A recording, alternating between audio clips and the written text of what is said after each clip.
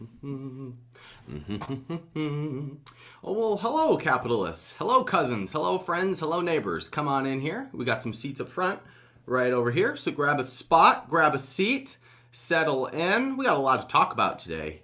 We have a lot of fun to be had today with coffee and with capitalism. We're going to talk about both of those things today. And to celebrate one of those things, to kick things off, we're going to do something that we like to call, around these parts, we call it the simultaneous sip. It's something that we do to make the world just a little bit better. We do it to make the stock market better. We do it to make our Amazon sales better. We do it to make our YouTube channels grow faster. It's something that we do to make the world a better place, to make sure that AOC doesn't get reelected. It's something that we do together to bring the world closer together. And all you need to participate is a cup or a mug or a glass, a chalice, a stein, a tankard, a thermos, a flask, a vessel of any kind. And then what you do is you pour in your favorite liquid. I drink something called decaf coffee. And then you join me now for the unparalleled pleasure, the thing that kicks off the day the right way, is a simultaneous sip. Join me now. Go. Woo! Did you feel that? I can feel Congress being shaken up as we sip. Hey, if you are watching live, please say hello in the comments. What's up, Todd? Good to see you. Wonder where you are trekking in the RV this time of year. Hey, Drew. Good to see you. I like our YouTube numbers. Do you like them, Drew? They keep going up. Hey, Alicia. Good morning. Good morning, Dawn. Good to see you. Good morning, Salome. Good morning, Matt Ohms. Welcome to the Capitalism Incubator in the Tribe. Matt Ohms, good to see you. Good morning, Zach. Good morning, Nikos. Good morning, Rick. Good morning, Bram Spiro. What's up? Good to see you. Hello, Greg Johnson. It wouldn't be a complete morning without Greg. Good morning, Jerry. Hello, CJ. Hello, all of you who are watching on the spillover on YouTube. Good morning, Charmaine. Happy birthday to Charmaine. Please give Charmaine a happy birthday in the comments. Good morning, Lorena. Good to see you. Hello, Beatrice. Glad to have you. Matt Ohms is an action taker. Matt Ohms has elected for 6 months of torture and accountability in a new initiative that we have started at capitalism.com that is called the Capitalism Incubator. And the Capitalism Incubator is where our entire team is coming together to put together the resources, the relationships, the connections, and the training in order to build the foundation of a profitable business over the next 6 months. So we are taking the best ideas that are in your brain right now. We're helping you build that into a plan and a process and develop the product and bring in the people that you need in order to have a 7-figure business. I said that way too complicated, so let me simplify that.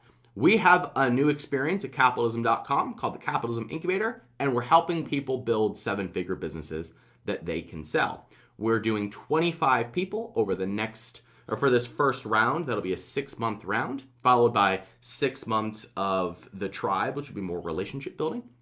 And we've already filled 4 of those spots. So if you have been sitting on the sidelines wanting to start your own brand and are ready to stop kidding around, go over to capitalism.com/inc and you can join Matt and the other 4 people who have already elected to start. It's happening way faster than I thought. I thought we were going to launch this at the end of August, but a bunch of people raised their hand. We already have 50-ish applications and several hundred people on the waiting list. So if you want in, capitalism.com/inc. Hey, Russ, good to see you. Hey, Ahmed, good morning. All right, so today what I would like to do is to go through my plan that I am following in order to launch my new company, which is called Switch. Switch Nootropics, I think, is the official name. And Switch, hey, Alex Sharfin, good to see you. Thanks for hanging out with us on the live. And thank you for your message about the podcast with Jesse. That really meant a lot to me. So what I want to talk about today is my plan to launch my new business, which is called Switch. It's a nootropic company. And what our plan is to take that to $100,000 a month in sales. And I think you'll be surprised by the simplicity of it because it almost exactly follows the plan that I talk about inside of my book, which is called 12 Months to 1 Million. You can grab it on Amazon. 111 reviews as of today, and 106 of them are 5 stars. Thank you to all of you who left reviews. So what we are doing is we're launching 3 products within the first 30 days. Hey, Matt Paulson, good morning. Our plan is to launch all 3 products within the first 30 to 60 days. And the reason for that, and these 3 products complement each other really well. And if you follow my work, you know that I talk about having 3 to 5 products that each sell at least 25 sales a day so that you have 100 sales a day which is at a $30 price point, $1 million business, or my target, $100,000 a month in sales. So our plan to do that is we're taking these 3 products and launching them pretty quickly within one another, and they all complement each other beautifully. So I start with the person. In this case, we're talking to the entrepreneur who is a work-at-home entrepreneur. It's myself. I'm my own avatar, and most of the time when we all start businesses, our avatar is ourself. So when I'm talking to myself, I know that I have a few pain points when it comes to working at home. I don't have a whole lot of separation from work and home. I don't really have a very good ritual for building structure in my life. And as a result, I tend to get into habits sometimes that aren't the best health habits, like staying up too late working, or working as soon as I get up, or checking my phone first thing in the morning. Those kinds of things are hard on our circadian rhythms. They're hard on certain hormones that allow us to sleep well at night, decompress, recharge, and be more productive the next day. So I've developed this 3-stage nootropic, which is a drink. You throw it in your water, your coffee, or almond milk, depending on the time of day. And the first product is On Switch, which is a nootropic that gets you up into flow. It's like the signal to your brain that says, I am in work mode, I am on, let's go. Boom. And then the second product is Off, which is a signal to your brain. At the end of the day, it's time to decompress, slow down, relax, and it kicks in some happy hormones, relaxation hormones, to turn off that go part of your brain and into rejuvenate part of your brain and your body. And then there's Out Switch, which is before bed, get the best sleep of your life, you're out and ready to go the next day.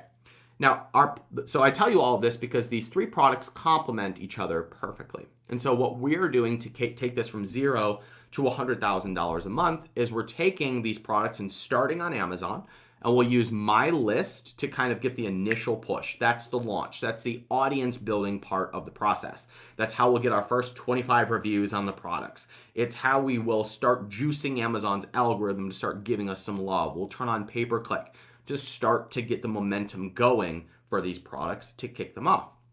But then the magic happens. Then there's 2 more stages that we'll do probably within 90 days to really get this thing moving. The first thing is that we'll basically release a kit. We'll release the 3 products together as one product. So the products are probably going to be $50 a piece, $50, and so it'll be $150 for all 3. But we'll probably do an auto ship option for $99 a month. So will be a significant discount for being an auto ship member. So stay with me for something on here. So the plan would be then to do our cold traffic advertising to buying the 3-part product.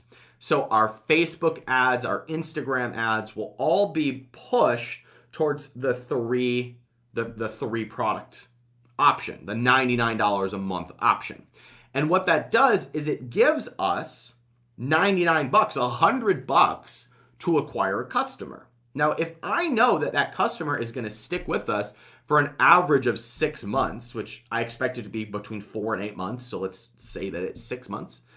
If we assume that the average person is going to stay with us for 6 months, then we could theoretically spend $500 to $600 to acquire that customer and break even. So would I be willing to spend a few $100 to acquire a customer who spends $100 to try this 3-stage product? Absolutely, I would. How quickly can I build an audience, build an email list, build an auto ship program if I'm willing to spend a few $100 to acquire a $100 customer? I can build that audience really quickly. I can build that customer base really quickly. And then there's a spillover effect on that because a lot of people who see the ads or the sales letter for the 3-stage are going to go over and buy it on Amazon. So, and vice versa. People are going to pay $50 on Amazon or $150 for all 3 on Amazon. Why wouldn't they come over and, if they like it, buy the $100 a month option when they see that sales letter? So you get this nice self-feeding system. There's a 3rd stage that I'm going to talk about in a minute. But for most of you, you're living in one of these 2 worlds. You're hanging in one of these 2 worlds where you are either all in on Amazon or you're all in on building your funnel, and you haven't found a way to create synergy between these 2 worlds. And the reason for that is because you are optimizing for a platform rather than optimizing to build a business. And so this is where I beat up a lot of Amazon sellers when they come to my home for a workshop or we're working together in the back room, is I get very hard on them about building for a platform versus building for the customer and the business. If you build for the business and the customer, then you end up optimizing for the platform too. But the opposite is not true. Now, you can have a great Amazon business or a great funnel, but you don't have a really valuable asset and a really big empire if you are just building for the platform. You're then an Amazon business or a ClickFunnels business. You are not a business in an industry that can make a real impact.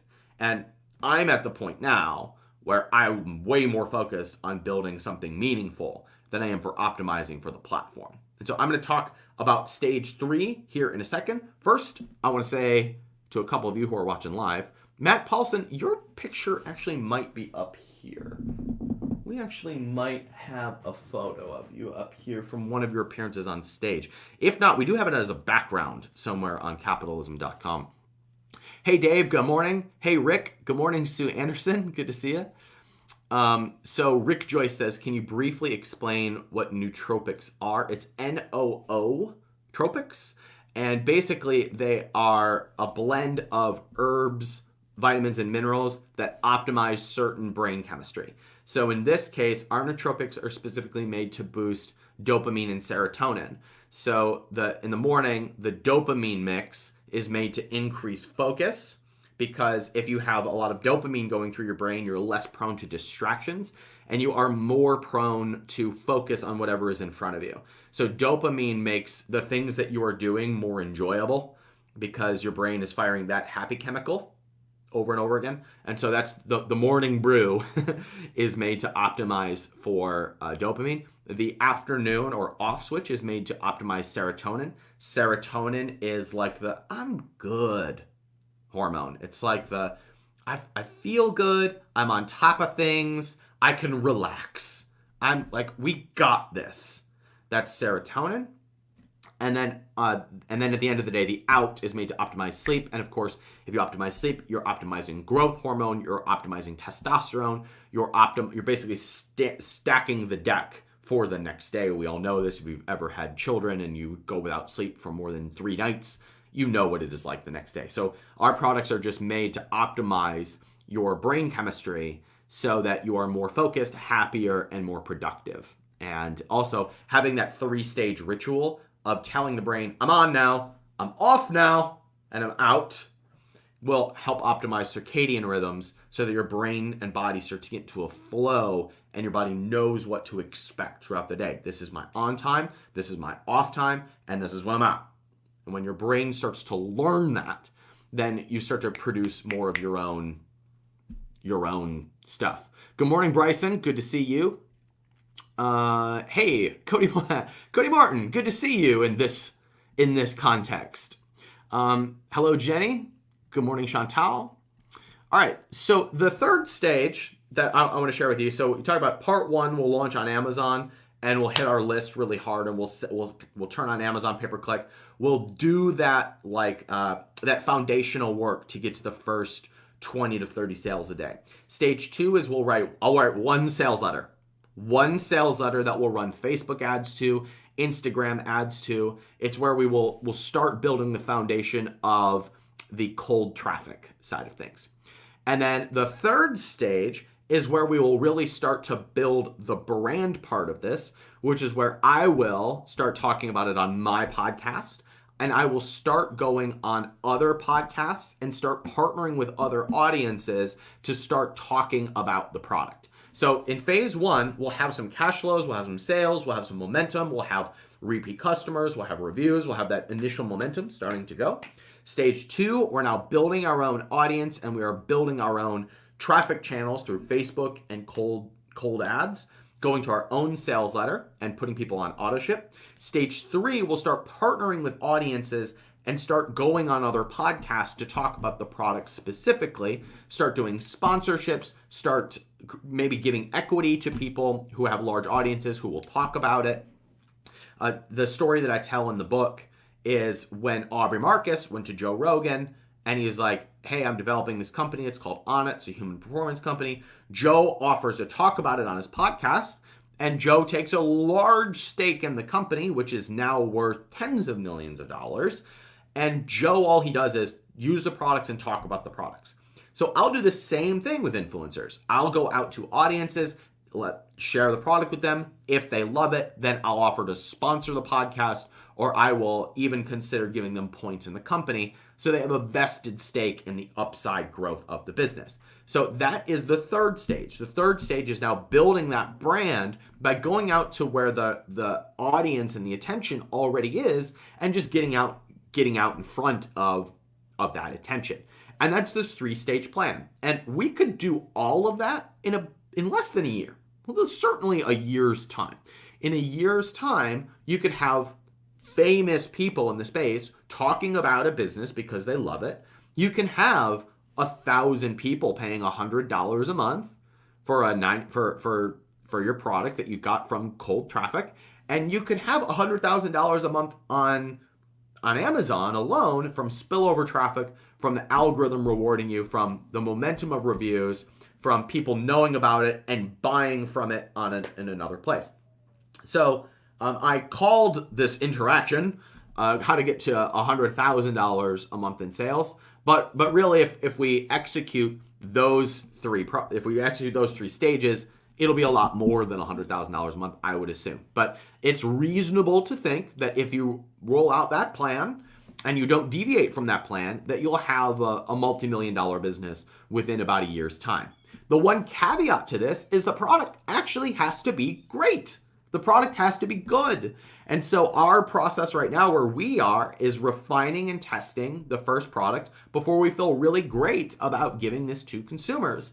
In fact, just this past week, we got the most updated prototype. Didn't like the flavor. Have to send it back. Well, not send it back, but go back to the drawing board and say, okay, how are we going to manage this? How are we going to update this flavor? Sorry, I'm distracted by a comment about AOC. We can talk about AOC here in a second. That distracted me. Great. We can go down politics here in a second, and we will.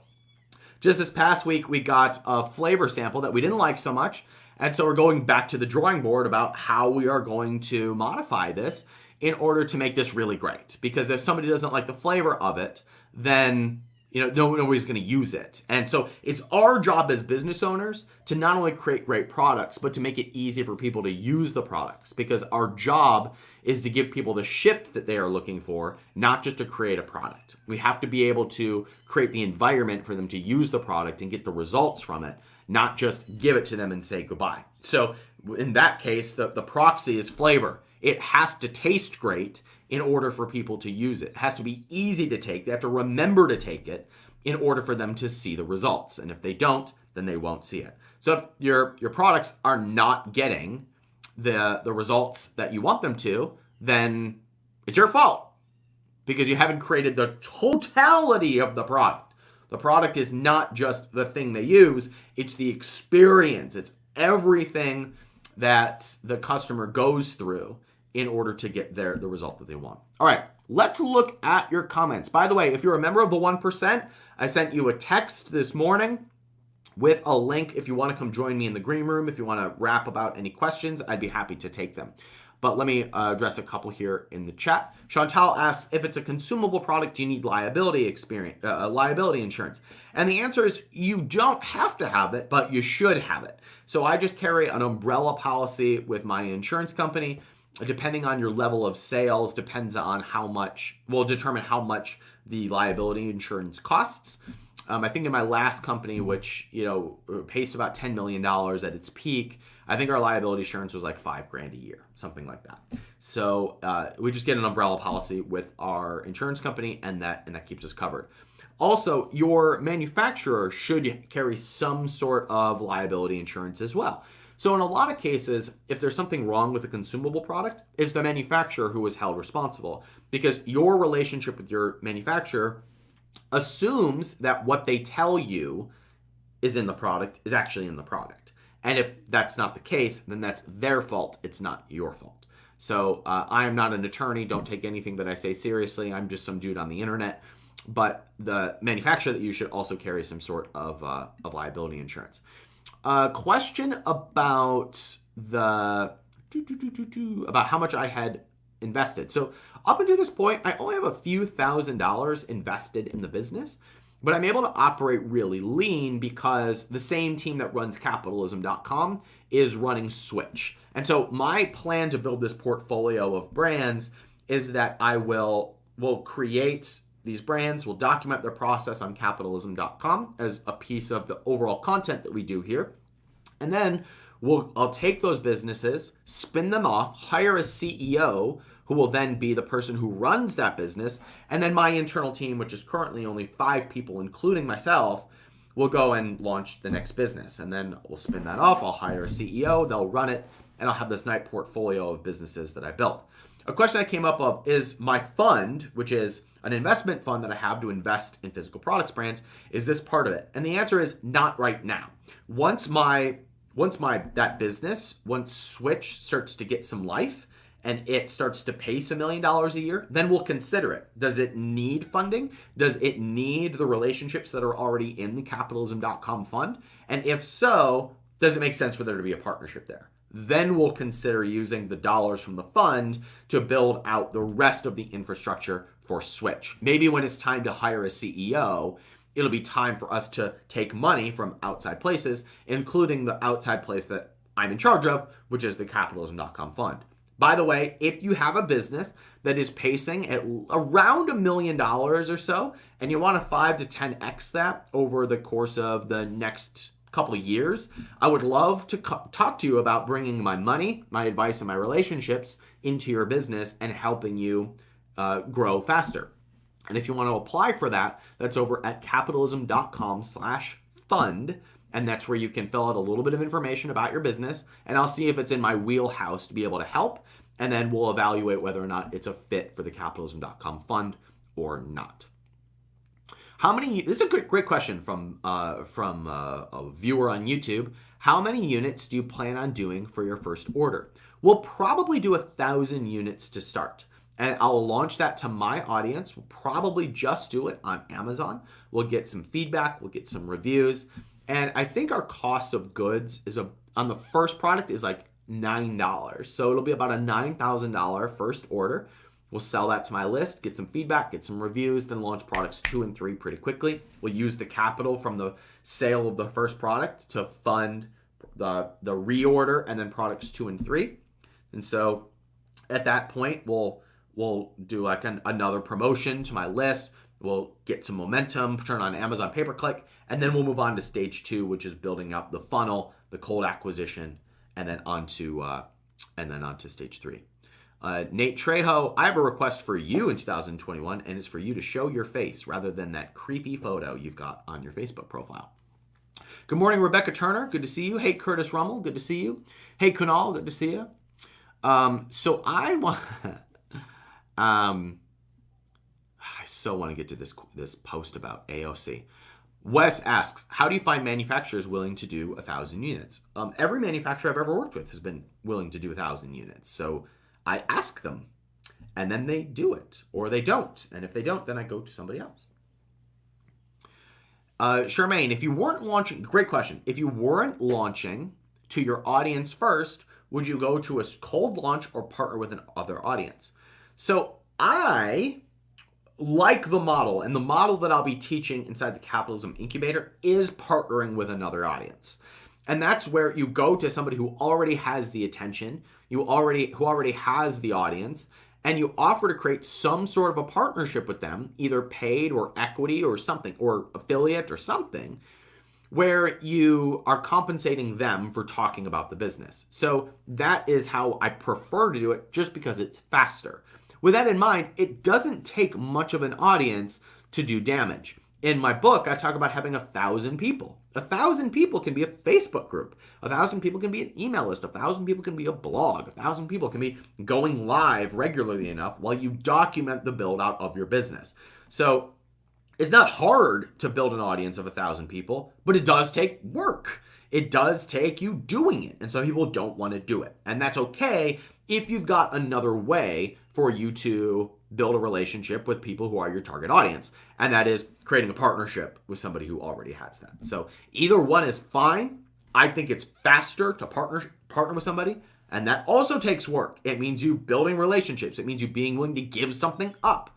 So either one is fine. Both take work. So it's whatever is easiest or more in alignment with what it is that you want to do as the next step for you. Chantal says, you make it so easy to do. Can see how someone who does this once feels like they can rinse and repeat.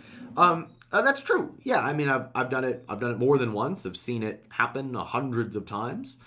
And when you can see kind of when you allow it to be easy and you believe in what it is that you are doing, then the rollout process can be easy. It can be simple and fast to do. We put so many roadblocks in front of us. We put so many doubts in front of us. We make up so many scenarios that keep us held back. The reality is, if you create a business that you genuinely believe in, and you can create the plan that you see yourself executing, instead of seeing what other people do and trying to force yourself into following their plan, then it can be really easy to do. The best plan is the one that you will do. The best plan is the one that puts you in flow. The best plan is the one that allows you to move forward in a way that feels in alignment with the change that you want to create, rather than the one that created change for somebody else.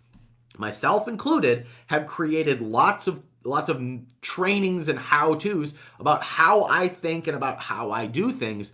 And for a lot of people, that can be really helpful. It gives them permission to move forward. But in other cases, people think that they have to follow the exact plan that I or somebody else creates in order to move forward. And that holds them back rather than gives them the ease of moving forward. The best plan isn't the one that worked for somebody else. It's the one that allows you to move forward in the way that is the least effortful. What percentage of your investments Sorry, Lil, I'm not. How much am I investing in marketing? I don't know yet. I don't have that carved out. Whatever makes sense at the time when we move forward. All right, so let's talk about this comment on YouTube. Dun, dun, dun, dun, dun, dun, dun. Boom. AOC isn't going anywhere. You're probably right. You're probably right. AOC probably isn't going anywhere.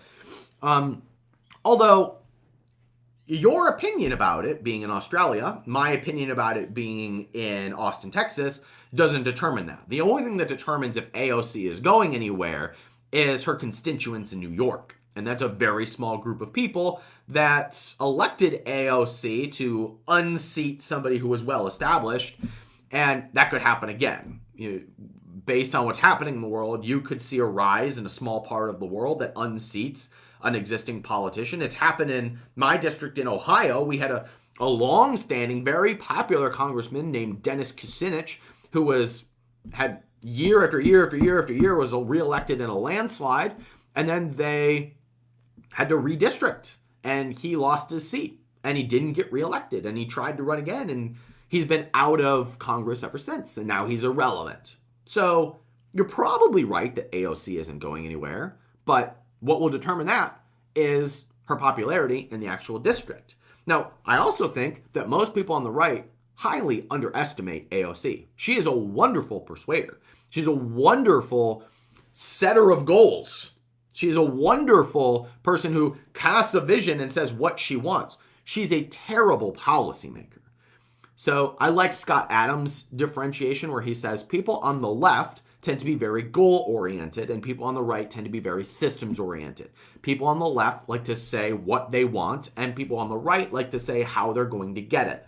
And we actually need both perspectives, and we get kind of pigeonholed into our perspectives, and then we see the other person as the enemy, and we say, that would never work because we're systems-oriented, and we say, you're so short-sighted because they're goal-oriented, and nobody ever works together to actually achieve the goals that they want. So In the case of something like a Green New Deal, which AOC has pioneered and she's coined that term, if I was a Republican elected in Congress right now, I would be the first person to sign on to support the Green New Deal. And then I would open up conversations about how it is that we actually get there. For example, we could have a Green New Deal by simply ending subsidies to oil companies. We could invest in new technologies, and we could end things like the EPA and big government organizations that sop up resources and take them out of the private sector. So a Green New Deal is a great framing strategy to be able to initiate change through government. The problem that I have with someone like AOC is that her language is constantly making enemies and poking the bear in order to make a point, rather than coming up with solutions that could actually pass and solutions that could actually work. So if I were on the Hill, I would be befriending AOC and working to come up with solutions that actually accomplish those goals. I think a Green New Deal is a great idea. I think it's a great marketing strategy. You just have to do it in a way that works. And printing more money and giving more money to more organizations, which is actually what is very heavy in the Green New Deal. It's taxing more people and then giving those out to more private organizations on plans that are unproven and probably will not work, in technologies that are outdated and don't have an actual foothold in the marketplace to be able to create green change, create green technology, is not a good plan. And so she's falling on this sword of the goals and then poking all of the enemies in order to try and highlight the change that she wants to create. But you don't actually create change by making enemies, although that does create more demand for both sides to work together in the long run. But in the short run, it's a terrible strategy. So I think she's a very bad strategist when it comes to creating the change that she wants, but she is a great goal setter. She's just, I think, not humble enough to be able to create the change that she wants in the world. That is my opinion on AOC. She's also the most attractive person in Congress, and I would probably try to date her if I was elected.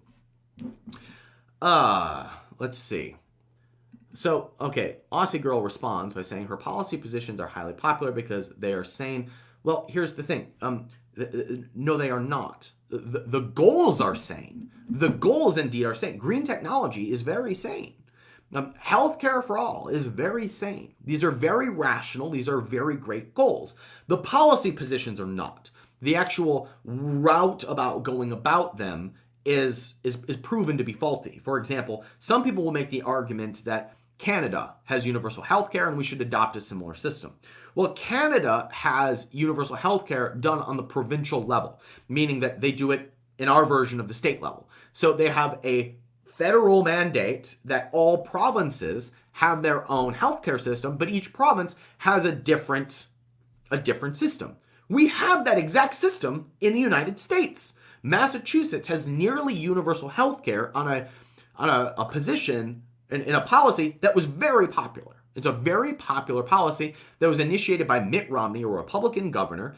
That policy was very popular, initiated in Massachusetts, is still in place today, and it was used as the model for what is called Obamacare, the Affordable Care Act, which Mitt Romney very publicly was against. The reason for that is because what works in Massachusetts does not work in South Dakota. What works in Massachusetts does not work in Texas. What works in Massachusetts is not appropriate for people in California. So you can fall on this sword of having universal health care, but even the countries who have universal health care recognize that a system cannot work if it is mandated over all people. Even countries as small as Canada, which has a population which is the same as California, splits their universal healthcare plan into the different provinces so that each province can come up with their own customized plan. So if you're going to have universal healthcare in the United States, which you can do, you have to do it in a way that is both constitutionally appropriate and do it in a way that is rationally appropriate. The way that you do that is you allow the states to come up with their own plans, which they already do. You can give the power to the states, and you can starve the federal system of the programs and the money that we spend on the federal level, and you can return that money back to the states so that the states can come up with their own custom plans to be able to roll out their own healthcare plans. The reason why more states don't have universal health care plans is because we have given that money and that attention and that power to the federal government and expected them to create policies and procedures that cover all 50 states. We see that through the FDA. We see that through Medicare. We see that through the policies and the systems that started in the 60s and 70s that have been rolled out to create cheaper health care and haven't worked. Reason they haven't worked is because they try to do too much with too few resources over too many people. So the way that we fix that is by starving the system of those resources and returning them back to the states, and then allowing states to come up with their own plan, which would be a plan that looked a lot like Canada's. But it would also look nothing like Canada's because it would be customized to the needs of the people in each state. That is how you could roll out universal health care without having a stupid plan like giving more power to the person who sits in Washington, D.C. I find it so interesting that the same people who advocate for universal health care are also so against the current president of the United States, as if they don't expect that giving more power to Washington, D.C. won't perpetuate the problem of having another person who you don't like sitting in the White House. You don't solve problems by giving more power to the federal government because the next person who you don't like in office is going to use that power to do shit you don't like. So what do you do instead? You put the power in the hands of more micro people, that is states and local governments. You give the power back over to people and let them make the decisions about what is best for their healthcare. And you can do that in a way that covers everybody. Because you can have more localized healthcare systems. You can have more state-run systems that are not dependent on the federal level, that don't increase taxes, and that don't suck. That's how you get universal healthcare. Thank you for playing, Aussie girl. It is great to meet you. All right. What else we got? Hi, Charmaine. Thank you for your vote for when I run for Texas Congress. I don't know that I want to be a politician. If I were to ever be a politician, I would only do it so I could document the crazy shit that happens. Like, I would want to have my videographer follow me around into every meeting. And they'd be like, oh, we need you to turn off the cameras. I'm like, no, we can't do that. This is going on YouTube. And I would document the negotiations and the processes and the votes so that people could see how broken the system is, so that you could nuclear bomb the idea that good stuff happens from government. It doesn't. It is rent-seeking, and it is lobbying, and it is negotiating for more power. And so if I could just highlight the stupid shit that happens in the closed-door meetings, that would be good. Amanda says, you lost me when she was attractive. No, you got to see it from a dude's perspective. Amanda, you got to see that somebody who disagrees with you that viscerally makes for a very hot, tense relationship. You got to see it from a dude's. It's a conquering thing. A lot of feedback about me dating AOC. Give her my number. We'd have some great conversations. You have to at least admit that. Hi, Ryan. How do you plan to attack Amazon versus Shopify? So we covered that in the first half hour of today. So if you'd like for me to go through that, just watch the replay. But I will start on Amazon and then launch one funnel. We'll launch one funnel that covers all three products in the line and creates kind of a package system. And that's how I will divide and conquer that.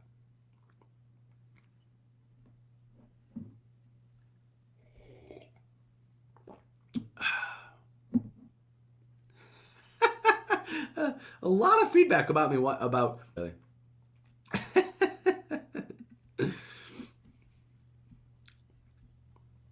Yes, look up the hot crazy matrix that does it.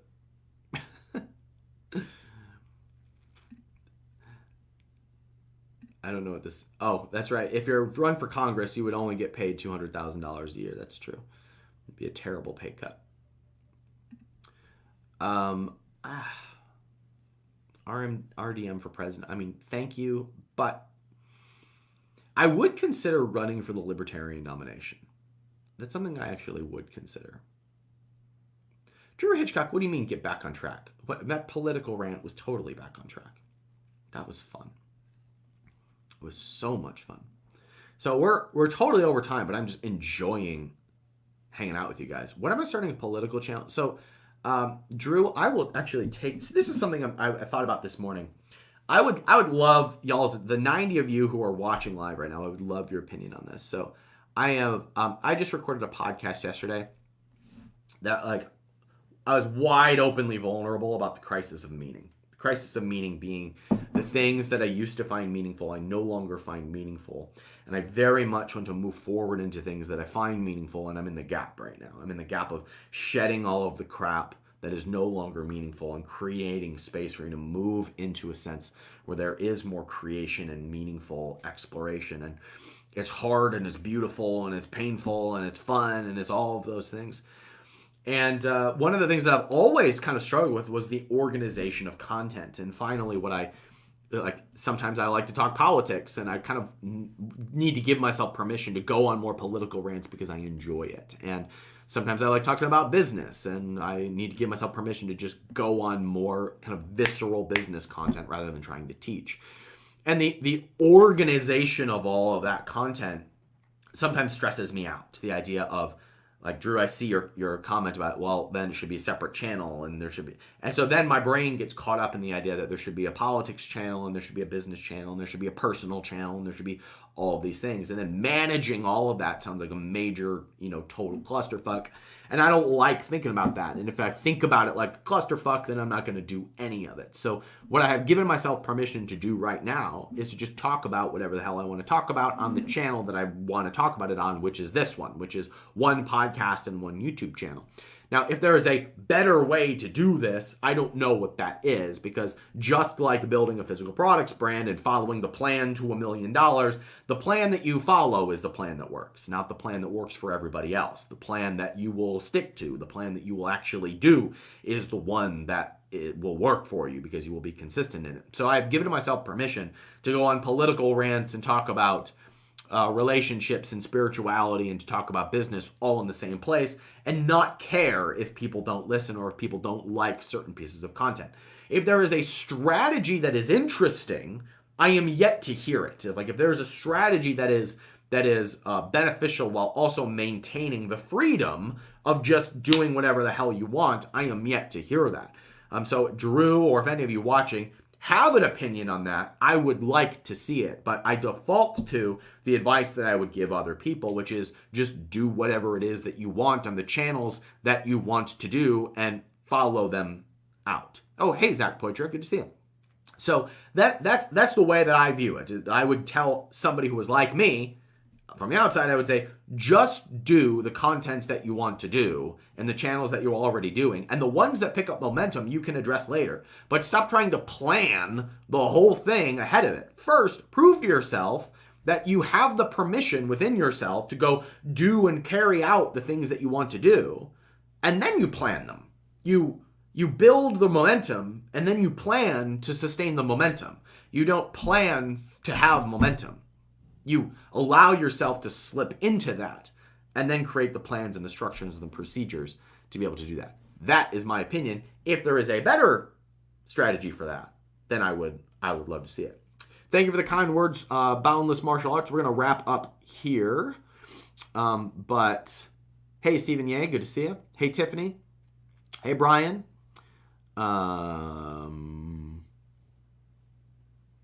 Aussie girl, I find you fascinating. I hope you come back. I hope you come back, and I hope you come live in the green room sometime so that we can talk about this live without me just responding to your comments. Bram, thank you for the kind words. I appreciate that, and I agree with you. Thank you, Matt Ohms. I'm so excited to work with you next month. Stefan, thank you for watching me on the summit over the weekend. That was really fun. Let me answer your question as kind of a kickoff for the rest of today. He says, I've got about 100,000 visitors on my website. It's awesome. I'm trying to sell my products on Amazon. How do I recommend this? So, Stefan, it depends on the market that you're in and the industry that you were in. But what I would try to do is I would take the momentum that you've got of these 100,000 visitors that you've got every month, and I would bring them over to a platform where you have direct access to them. That's an email list, a messenger list, or a Facebook group, or even a text platform. Whatever medium that you are comfortable creating, bring over those 100,000 visitors a month. You won't get all of them, but you'll at least get 1,000 of them, right? Let's say it's 1% of people. You take that group of people and you bring them onto some place a more like a closer locus of control. So if you're in fitness, for example, and you start doing blog content that matches the supplement line or the fitness line that you're about to release, then you start putting them into a notification list or a hot list or a lead magnet that warms them up for the product launch. You get 1% of those visitors onto a list, you've got 1,000 people. And 1,000 people is way more than enough than you need to be able to pre-sell a few hundred units or get 25 sales a day out of the gate to be able to have a successful launch. So 1,000 people on a notification list will result in at least 100 sales. 100 sales will get that first seed of reviews, and now you've got momentum. You can start tapping in sales every day. You can start planning and launching that next product. And as a result, you're now kicked off on that business. So once again, the process is to take that momentum that you've already got, get them into a place that's within your locus of control, and then you start doing kind of a pre-launch of those people so that when the product is live, you are seeded with sales and you can get that momentum and those reviews going from there. All right, team, it is great to see you. Thank you for hanging out with me. This was really fun. I so enjoyed when you guys are really active in this. It makes this so much easier and so much more fun. So you guys made my morning. Thanks for hanging out with me. If you are ready to start your journey as an entrepreneur, go over to capitalism.com/start for our free resources. We have some free guides, some free videos, and some curated podcasts that will make your process easier. And you'll get a lot of value out of going to capitalism.com/start. If you have an idea you've been kicking around and you would like some help building that out and you'd like to work with my team directly, you can go over to capitalism.com/inc. That is the notification list for the Capitalism Incubator. That is our more hands-on experience. It's a mentoring experience with myself and some hand-selected people who are going to bring their resources and their knowledge to help you kick off a profitable, successful business and build the foundation for a 7-figure brand that you can sell. If you are watching on YouTube, please ensure that you are subscribed. I do videos almost every day and go live here several times a week on the channel. So make sure you are subscribed to the channel, and I'll see you guys next time. Take care. Thanks for hanging out with me. Have a great day.